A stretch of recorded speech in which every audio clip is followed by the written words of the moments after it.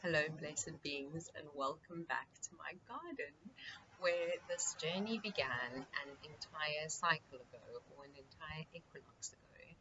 And I'm not even going to waste time explaining where I have been, where we have all been for this past new moon, equinox, not even new moon, eclipse, full moon. It has just been one hell of a lot of energy, one hell of a lot of energy. And I know I'm not alone in just really feeling the intensity of all of it and wrapping up this year. Anyway, I digress because there's no time like the present, and the sun has just started going down here, or the clouds have just started losing now their pinky hue.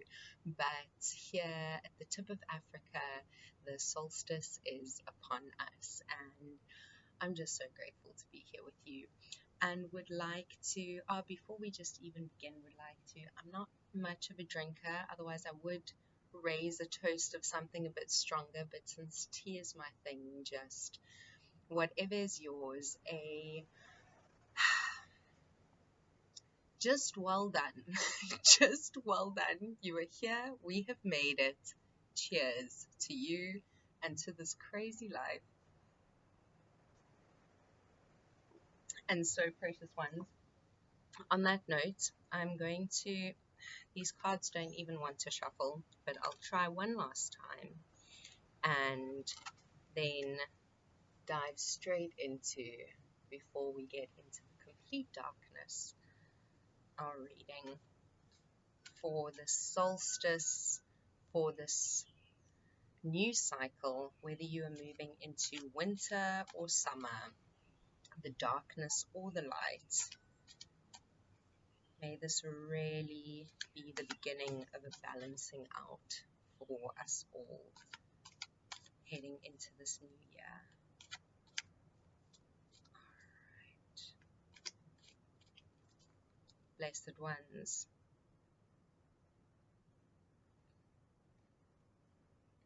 Okay. Bum, bum, bum.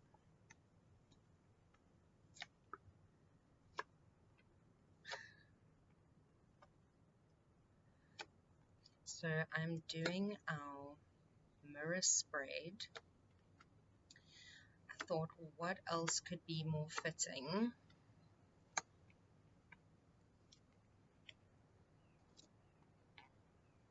for the balancing out? Okay, change. A lot of change. Change isn't bad, but change is intense. Gracious. Good gracious. Okay, lovely ones. Starting out at the top of the deck and the bottom of the deck, we have innocence and the master. Now, innocence equates to the sun. So this is the happy card. This is ultimate enjoyment, ultimate joy, but joy from a place of knowing and wisdom and age, not joy from a place of childish ignorance. It's truly the wellspring of joy. So that's crowning us. And then underneath the deck, the master. Osho's blank slate card, his new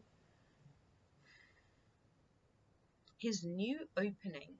And what's so beautiful about it as well, especially with this equinox and the full moon being, 2 days ago, is this wonderful moon in the middle of it all. So I feel like cycles, and particularly the moon cycle, is being called to for us. And I think something that is just becoming more prevalent across the board, something that we are engaging with more, and just by virtue of being more in touch with the moon cycle, being more in touch with our own innate cycle, particularly as women, because our periods, our menstruation cycles often follow the moon cycles. But however you physically are, or however you identify, we all go with those ebbs and flows. So to just be really as cognizant as you want to be. I mean, there's always more information that can be gleaned about that. This is why I'm doing this, to just learn more about these things. But yes, a call to just focus on those lovely moon cycles in Osho's, and I'll get to the placement, but we also have patience and abundance, which are also these beautiful moon cycles and the balancing out, and also coming back to the chakras within that as points to reconnect and heal us. Okay, so overall we have a lot of major arcana. There's big stuff happening, and this bodes well for next year. Our absolute ultimate card for the spread, right in the middle, we have the Thunderbolt. Now, the Thunderbolt I always go back to because I love it so much, Sarah Verber's description on it, where the Thunderbolt doesn't have to be such a moment of turmoil. She describes it as, or I'm actually not sure if it's hers originally, but it's where I heard it, of you go out into the garden and you've been, really working the midnight garden metaphorically and literally, and you come inside and you want to make a cup of tea, so you wash your hands, and that can be the Thunderbolt moment. It doesn't have to be necessarily death, destruction, people falling. There's behind it all this beautifully balanced Zen figure and almost these chakra-esque points that are just off, not quite in alignment, not quite, it's all fire, So remembering that within, although it can be such a point of fire, catastrophe, electric energy, and especially if you've been in argumentative spaces with people, that's a lot of what's also coming out and clearing out in multiple ways, and especially probably overarchingly just for the new year and what all 2022 has to bring us. So I digress, but yes, what this was actually really making me think of is the Zen figure behind it all, and the fact that although this could be almost hellish or demonic in its fieriness, these make me think of wings. So although this might be a demon-ish looking entity, it's equally an angel. And I think that has been, for our overarching message, that's exactly what has been coming to the foreground, that within these dark points is where we find the light. My dearest bear out there was giving me a beautiful lesson on the mining for, or diving for light was the phrase, and how it's one thing to be able to see the light and the bright in the fullness of the daylight, in the fullness of our happiness, but it's a completely other thing to be able to find those sparks of joy, those sparks of light in the absolute darkness. So I'm speaking on several levels here, but I'm just meaning on the full to remember the good and the bad and the bad and the good, the angels and the demons and the demons and the angels, the beautiful things and the people that drive us crazy, and Lord knows over Christmas time and holiday time, our dearest loved ones can drive us crazy. So to try and just have that cognizant reminder of the yin and the yang, the duality. I already feel like we've said everything that needs to be said and we've barely touched the cards. Okay.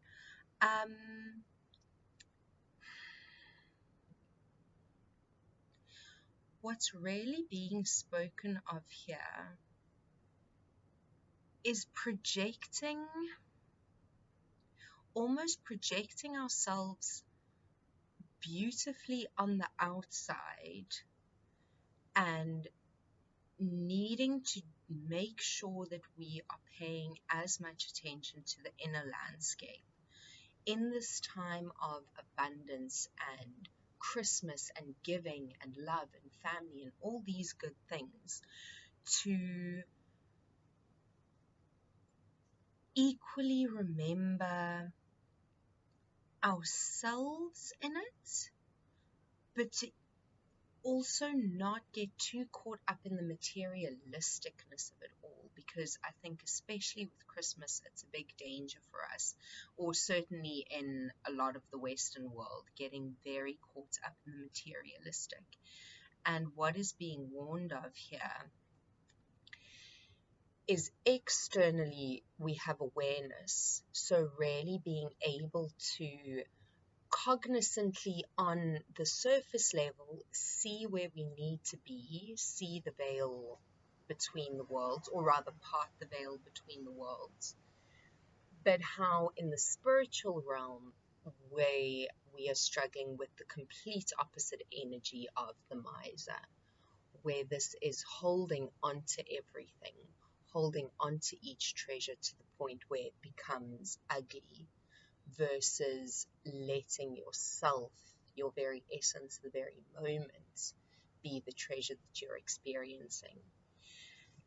And for many of us, it's easy to say, but you know, when you also haven't spent a lot of time with family, it really is precious. It's equally difficult to slip back into those patterns, or rather it's difficult to not slip back into those patterns often. But I think it's so important to remember, especially in these times, how incredibly important it is.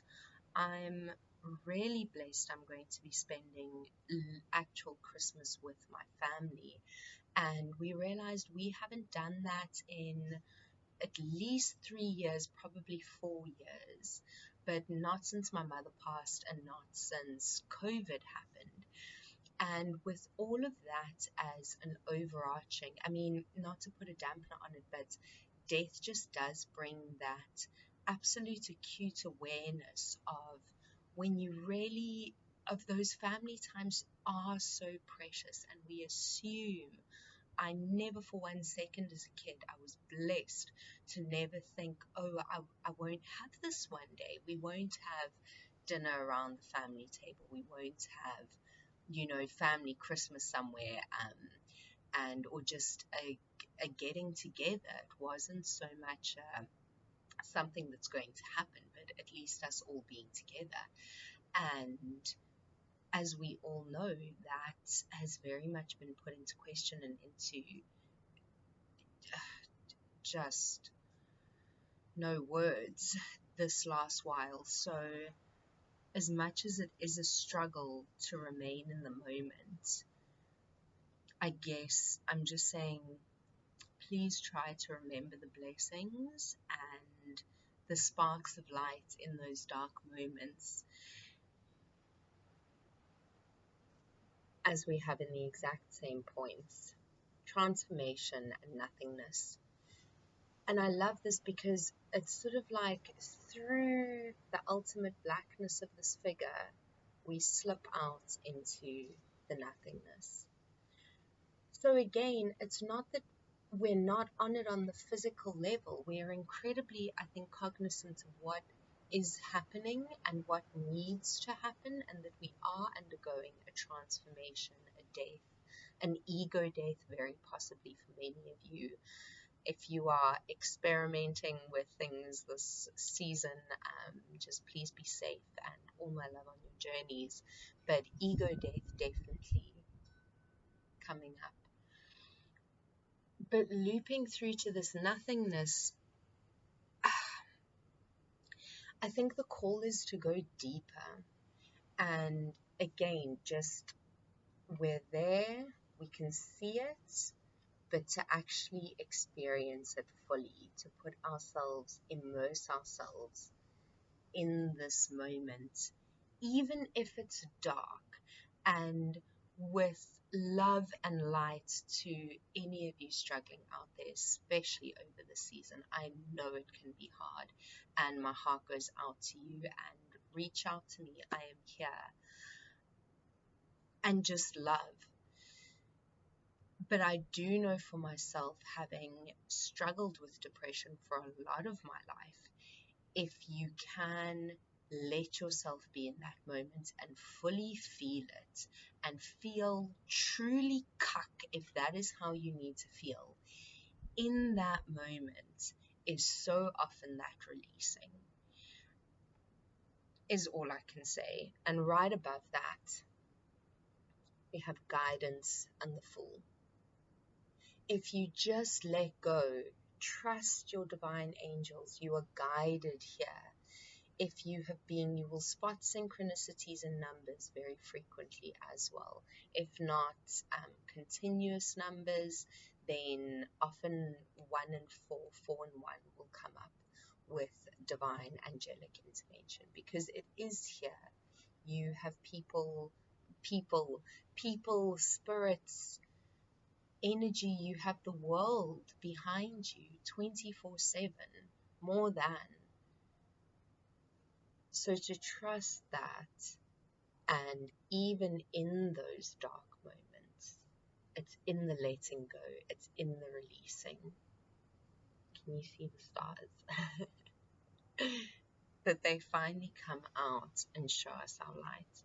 And I mean, I know it sounds corny, I know it sounds so easy to say. It is easy to say. To do it is the whole other thing, but that's why I say it's been an incredible key for me to release into it, release into the blackness, and we find our light so quickly there. That's, sorry if I sound repetitive, but that's truly all I can say. And then, okay, overall, in our crowning spirit energy, have healing versus mind.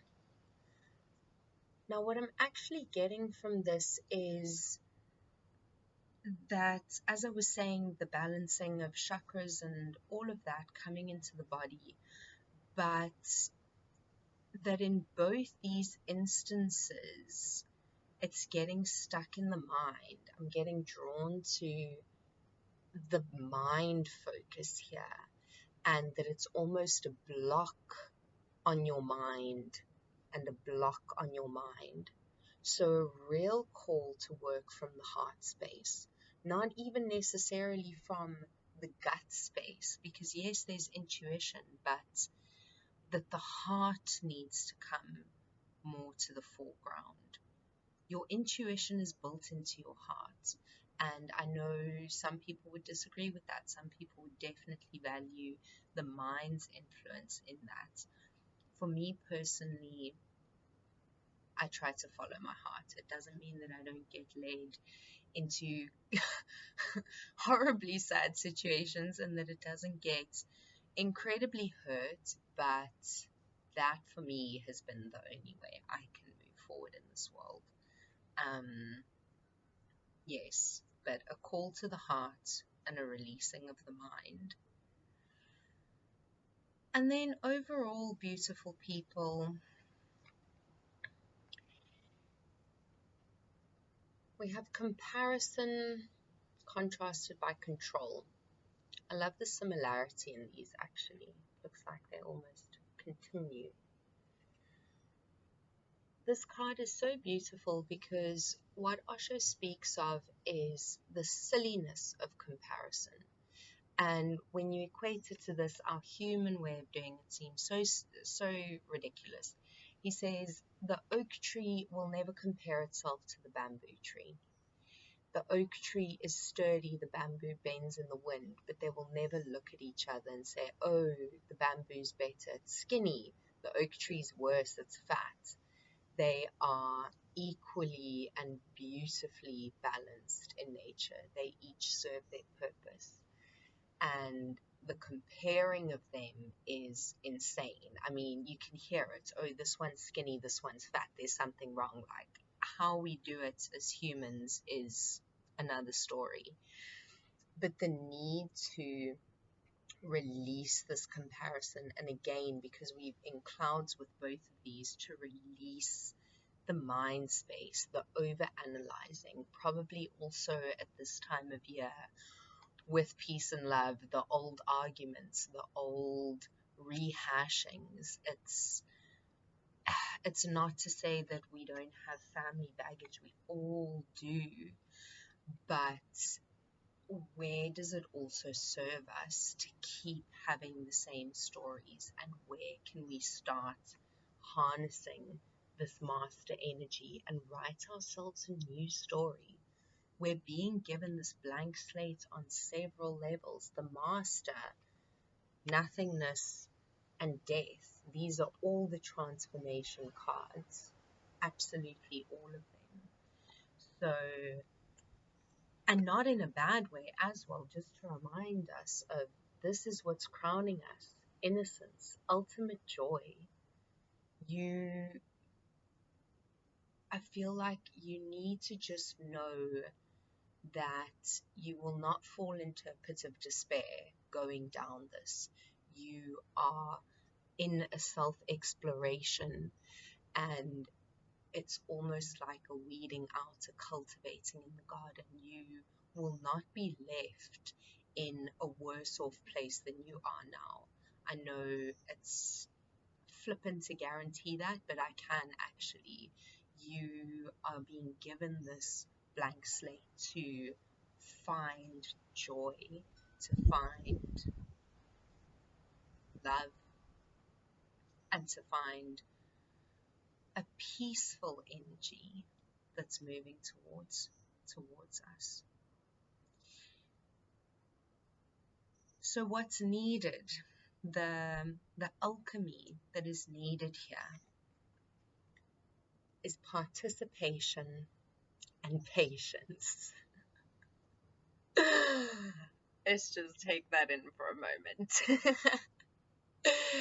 So very relevant to this time of year. And this is so lovely because besides the yin and yang like symbol in the middle, I hope you can see this card. This is green, this figure or whatever it is. It looks kind of alien, but this is green, this petal. This is red, yellow, and blue. And when I was looking at this the other day doing a reading, I was so taken by how it looks like a family sitting at a table, and the green figure was standing out to me. And anyway, sorry, 10 thoughts at once. But what I was thinking is, you know, in that comparison sense, in that judgment sense, that controlling sense, we can be so critical of the difference in ourselves, the difference in others, and wherever we are, we look at this and we see that they are different before we think, oh, they're both trees.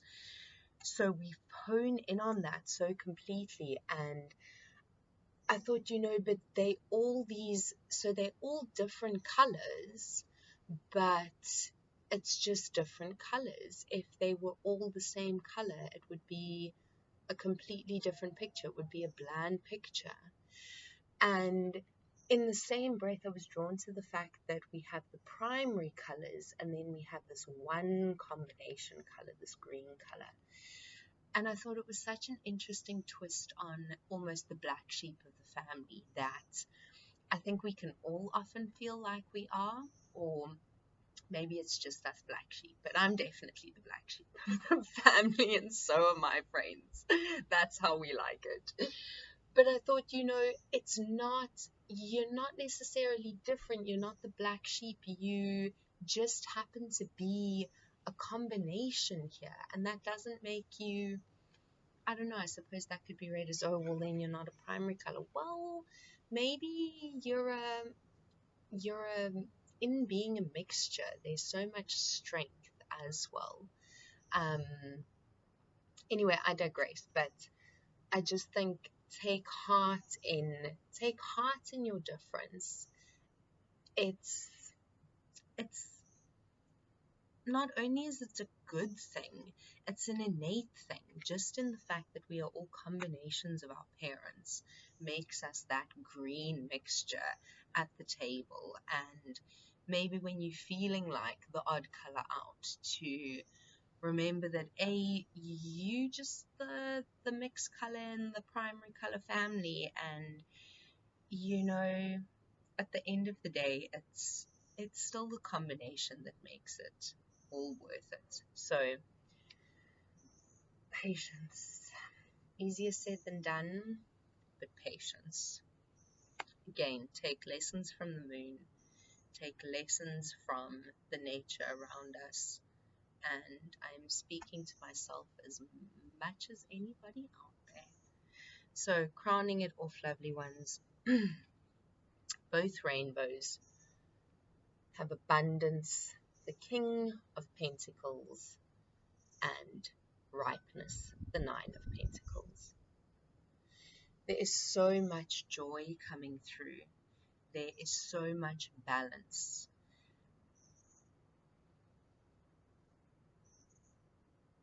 We're just working through the Midnight Garden. And in the same breath, not that it's, oh, we're working through this darkness and suddenly it's going to be over and it's going to be light. No, I think that's the message I was trying to get at with the finding the light in the darkness. It's the constant ebb and flow of it. It never ceases. Excuse me. The moon cycle never ceases, or certainly not in our lifetime.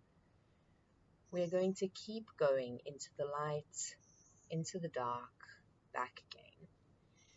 So remembering the equal joy in both of those flows, I suppose. Blessed beings, I want to pull just one more from the middle. Just leave us with a message. Top or bottom? Top. Aloneness. Now please read here, all oneness. Were we talking about finding the light in the dark by any chance?